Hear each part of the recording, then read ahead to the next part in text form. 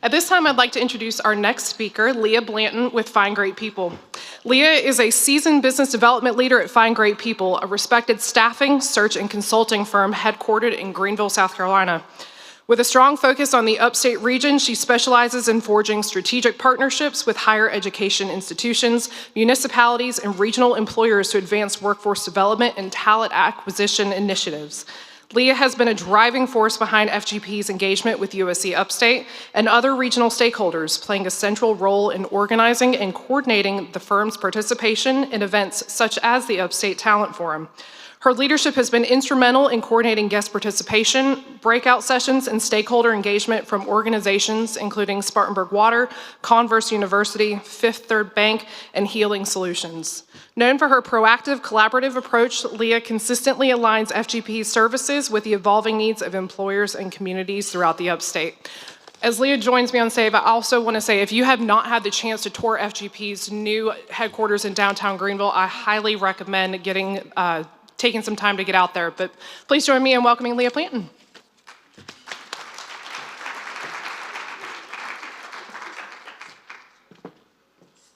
That was so kind.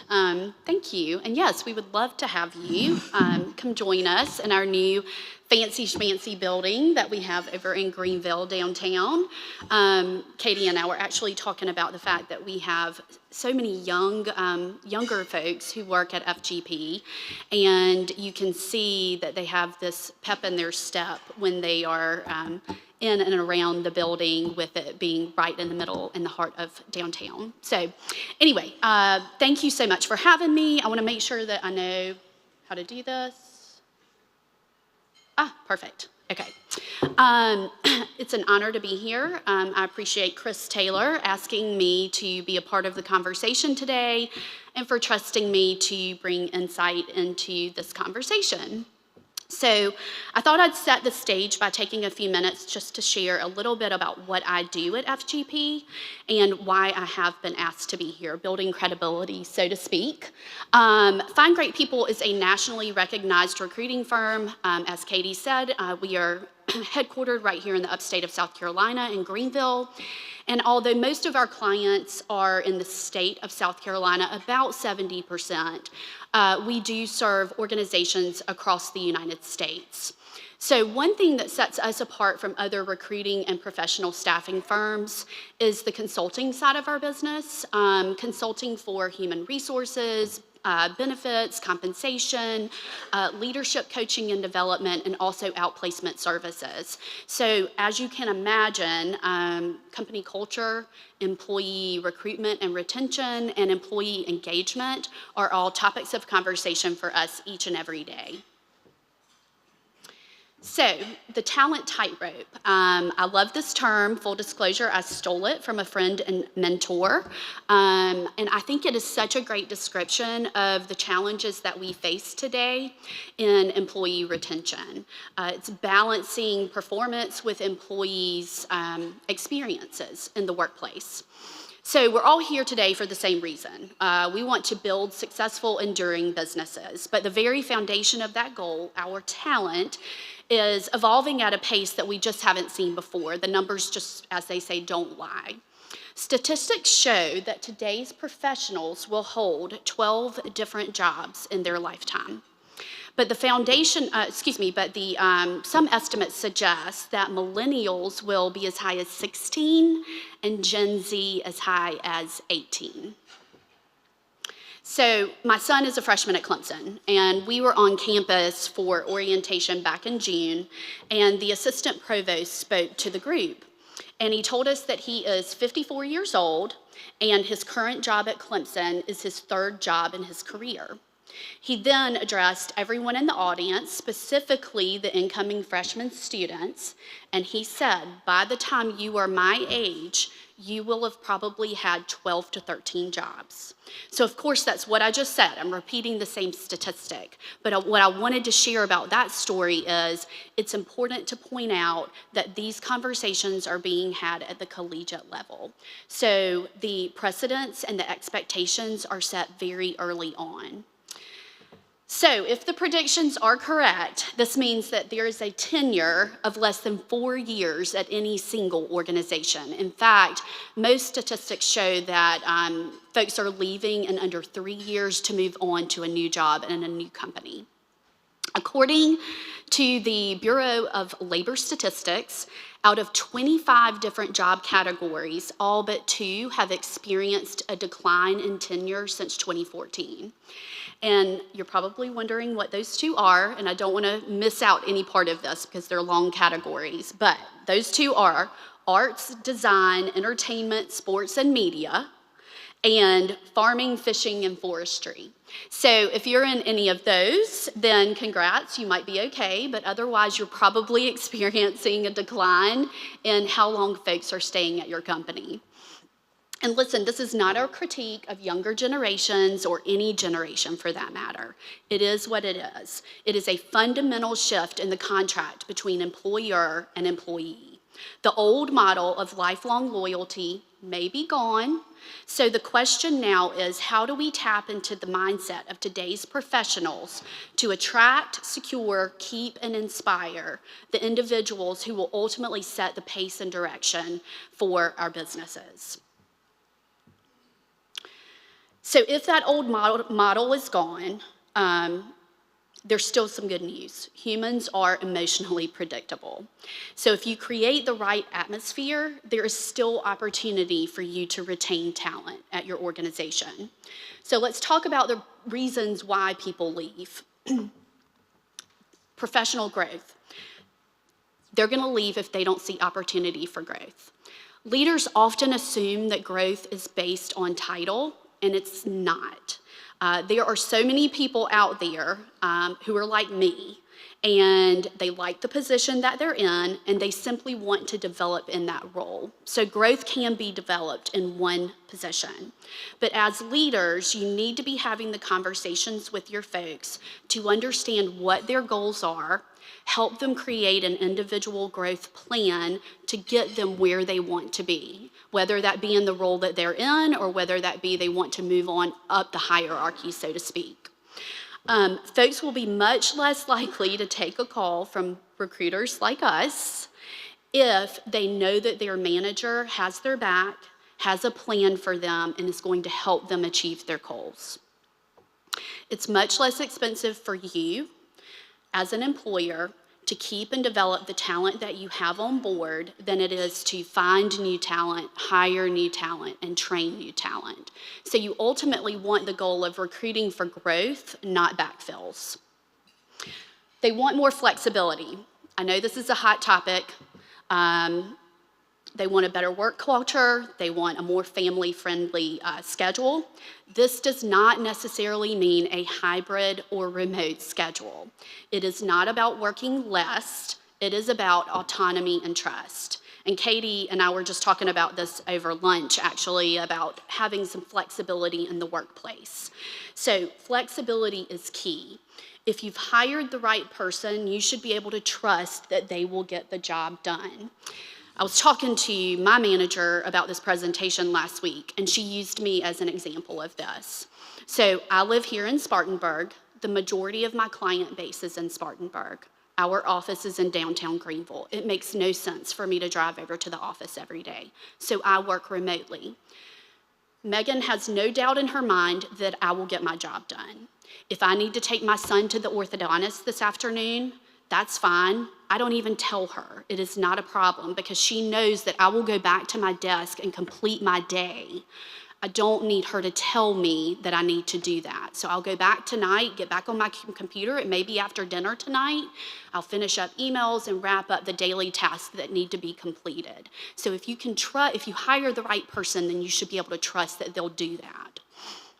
But understanding that people have lives outside of work goes a very long way. We hear it all the time. And there are jobs that are Monday through Friday, 8 to 5 on site, and that's fine. They have to be. But if you can allow some flexibility, as Katie said, the dishwasher's broken and the repairman's coming today between 1 and 3. If you can let your employee go home and work from home during those hours without taking PTO, then it goes a long way in building the loyalty back to the organization. So if the position allows and the request is not abused and only used in extenuating circumstances, dishwasher's broken, doctor's appointment for a child, Christmas school program for your elementary child, the request is not abused and it is an extenuating circumstance, then the answer really should be yes. They also want financial improvement. So more money, retirement matches, total compensation and benefits. Larger companies have an advantage here because they have more resources to offer employees.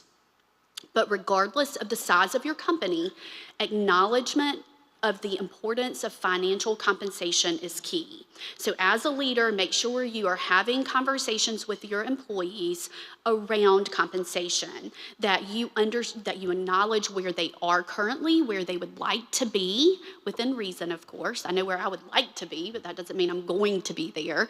But within reason, if you can help them create a plan to get them to their financial goals within your organization, once again, they know that you have their back. And lastly, manager behavior, which I think honestly all of this ties into manager behavior. But you've heard the old saying, people don't leave companies, they leave managers. And it's true. We hear it all the time. My colleague Carson is here with me today. We hear this all the time. Managers can make or break a position. So as a manager, you should be communicating with your folks on a regular basis, and you should be asking the following questions of them. What do you need from me to make sure that you achieve your goals? Is there anything I'm doing that is not helpful to you? I know sometimes we don't want to hear that, but it's really nice as the employee to be able to go to your manager and say, hey, I understand why you have me do this, but it's a time constraint. I'm not really getting anything out of it. Is there a way that we can adjust this? So having that relationship between the two of you to really be honest and have those conversations is super important. Is there anything I should start doing that would be more helpful to you to help you achieve your goals? And lastly, don't be a transactional leader. If you're speaking to an employee, minimize distractions, focus on them, put away your phone for a few minutes, and really listen to what they have to say and then validate what you've heard. It's so important for them to feel that they've been heard. So, why do they join? And you're going to see that there's a lot of overlap here. So we're not going to go back to what we've already talked about. But good old work-life balance is up there a second time. A friend of mine called me several weeks ago to ask a question about recruiting. And while we were on the phone, he owns his own business, by the way. And he had been in the interview process. And he said, are you hearing all the time about work-life balance? And I said, yeah, we hear it all the time. It is what it is. It's here to stay. It's not going away. And he said, I am so tired of hearing about work-life balance. In fact, he said, I'll give you work-life balance. You work 30 years, and then you might, if you're lucky, get some balance. And I said, well, you're being a curmudgeon, and that's not very nice, so you need to chill out a little bit and accept that times are different. So the Gen Z and millennials, statistics show they not only want work-life balance, they prioritize work-life balance. So until recently, along with meaningful work and growth opportunities, so career progression, work-life balance was more important to younger generations than financial compensation. So back to what we were talking about earlier, if you can't compete with the larger companies, because as far as pay goes, if you can offer things like work-life balance and flexibility, you may have the advantage there, especially with some of the younger generations. Interestingly enough, the last couple of years, financial compensation has become more important to those younger generations. So inflation and rising cost pressures have made that more of a priority. And like we were saying, if you can be flexible, if you can't compete financially with some of the other companies out there, that's okay, because these other things are still very important to those folks. But I think if you can have a balance between all of it, you're definitely in a sweet spot. Lastly, job stability. So after COVID, I think we can all agree the market was crazy. People were joining companies, leaving companies, job openings everywhere. It was just kind of a chaotic market. Things have normalized since then, for sure. So one thing that you can use to your advantage when you're interviewing candidates around job stability is talk about the folks in your organization who have been there a long time.